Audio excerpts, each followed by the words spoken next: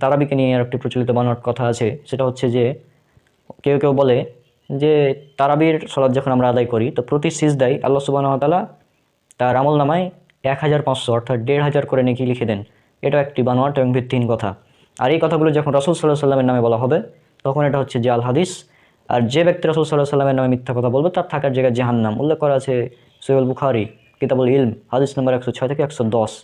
আল্লাহ সুবহানাহু ওয়া তাআলা বলেছেন, পবিত্র কোরআনে উল্লেখ করা আছে সূরা হুজুরাত সূরা নম্বর 49 আয়াত নম্বর 6, যদি কোনো ফাসিক ব্যক্তি তোমাদের নিকট কোনো খবর নিয়ে আসে তোমরা সেটা যাচাই করে নাও।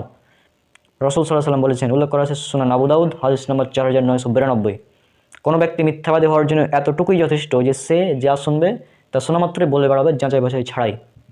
তাহলে আমাদের কোনো কিছু বলার আগে অবশ্যই সেগুলোকে যাচাই বাছাই করতে হবে। যাচাই বাছাই করে সেগুলোর সহি দলিল আছে কিনা এগুলো জানার পর তারপরে মানুষের কাছে বলতে হবে। আর এই আন্দাজি দলিল না জেনে ভিত্তিহীনভাবে কথা বলার কারণে আমাদের সমাজে প্রচলিত হয়েছে এই যে আল হাদিস ভিত্তিহীন কথাগুলো।